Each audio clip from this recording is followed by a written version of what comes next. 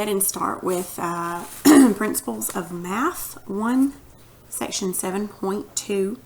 This is really easy, and really, honestly, I didn't even have to do a video for this, but they want to teach you the why behind adding and subtracting decimals. So this is, I'm sure, nothing that's new to you.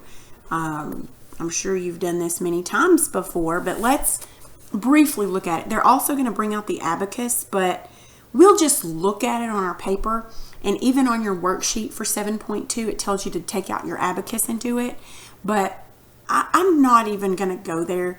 If you want to and you like using the abacus, be my guest. But I think the only reason that they want you to use it is because it makes you think, and it makes you, kind of see place value and stuff. But so if it helps you, then please do it. If it just kind of bothers you or gets in your way or causes you not to understand, then don't even bother with it. So anyway, okay, so let's look at page 158 in your book. It's section 7.2. It's about adding and subtracting decimals. Now you can just kind of go ahead and skip through. We're not going to read this. I do want you to look at the little thing at the bottom of 158. Remember from yesterday, you have your decimal. We always say and. Okay, so everything to the left of that is whole numbers, just like we've always done, regular place value. And it shows you what everything is worth. Okay, and then everything to the right of that is partial quantities. That's less than 1. And everything there shows you it builds on 1/10. Where in the whole numbers it builds on tens. Okay, in your decimals, or to the right of your decimal, everything builds on tenths. Okay, so look at 159. This is kind of the why, I guess, behind it. So say we need to add 9/10 plus 1/10. Okay, notice if you rewrite those as fractions, you get 1. You get 10/10. Well, remember, any number on top of itself is one whole. That's saying that you have, just say, a pizza that's divided into 10 pieces and all 10 have been eaten. That's one whole pizza. All right, so now we want to add 9 100ths and 1 100ths. Again, make those into fractions. 9 100ths plus 1 100ths gives you 10 100ths. But since 10 and 100 have something in common, they can be broken down. It can be simplified down to 1/10.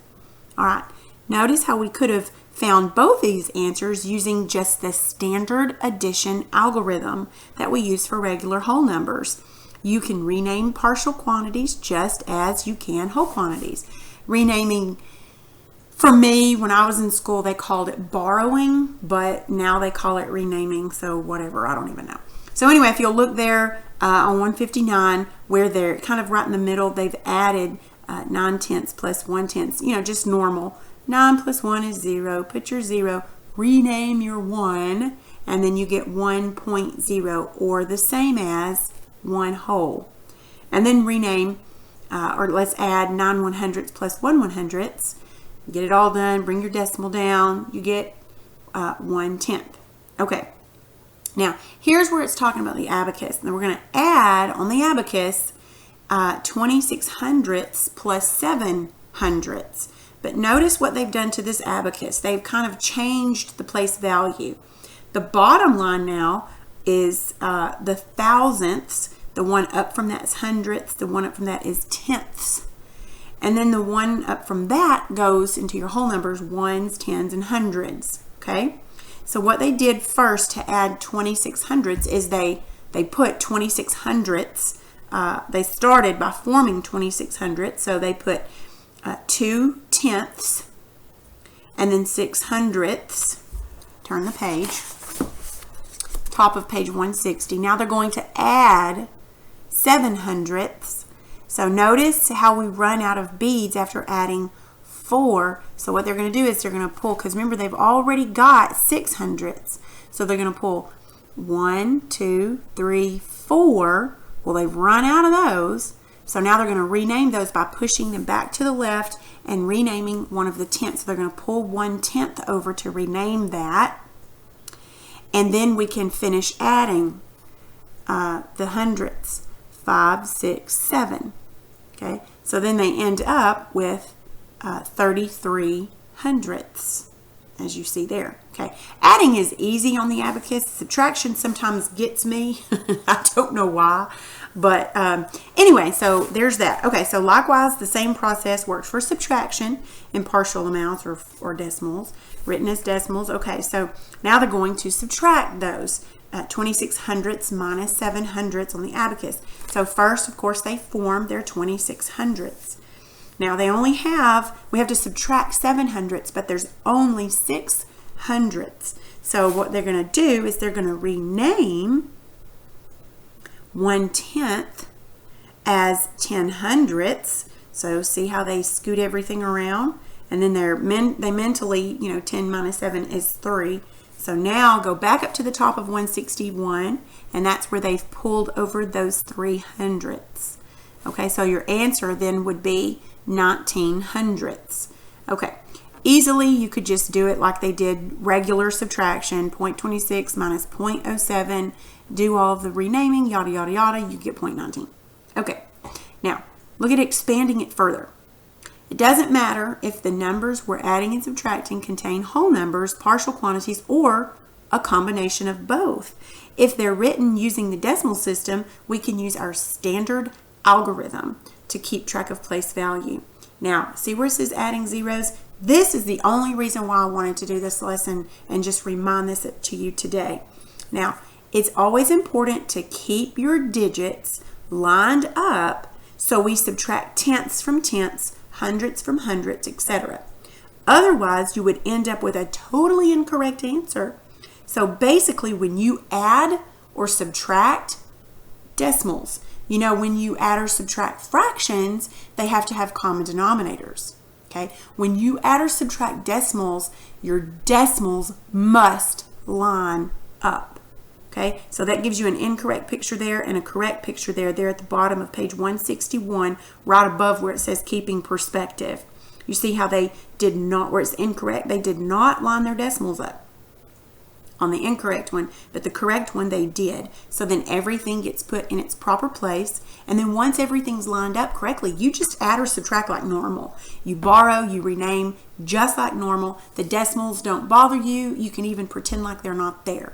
Now you do have to bring those down into your answer, so just make sure you remember that. All right, so your assignment for 7.2 is worksheet 7.2. So on part 1, you're just going to add and subtract decimals. They've written them horizontally, okay? So you'll want to write them the other way. Now, notice on letter D, 1D, they've added in there a division problem. Remember PEMDAS, parentheses, exponents, multiplication, division, addition, subtraction. Remember that. Okay, so on letter D, there's division and addition. Which one comes first? Division. So you'll first take 480 and divide by 8 to get that answer, and then that answer you'll add to 78 and 96 hundredths. Okay, make sure you line everything up. Now, on part 2, number 2, you're going to add and subtract fractions. On letter A, you see they do not have common denominators. You're going to have to give them common denominators, but that's easy because 5 is divisible, or 25 is divisible by 5. So obviously you're going to use 25 as your common denominator. So really 14 25ths can stay the same. You'll just need to change 2/5 to have 25 on the bottom before you add. On B, line your decimals up and just add like normal. On C, it says to express these two numbers as fractions in simplest terms. How do they compare with the fractions in problem 2A? So basically you're going to take, I'll put this on the board, this is 2C on your worksheet.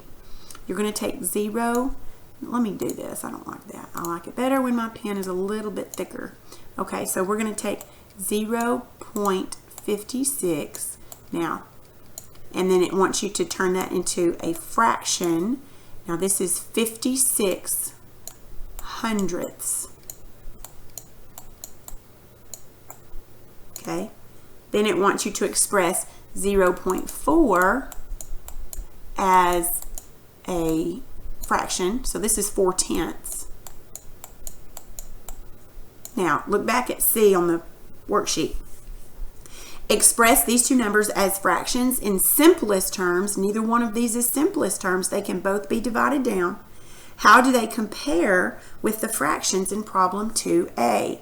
Well, you'll see once you get the answer, and you can write down your answer. But I just wanted to remind you how to change it from a decimal to a fraction. Now you'll need to make these into simplest terms and then figure out why they've asked you that question.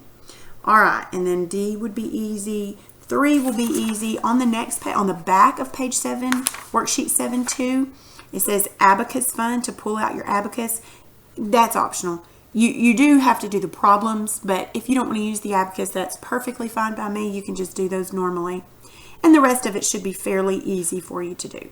It's just review. Will I grade this page? Yes, I do believe I will. 1, 2, 3, 4, 5, 6, 7, 8. I think I'm going to give you 12 points on this page, which means everything on this page won't be graded, but most of it will. Okay? All right, so that is all for 7.2.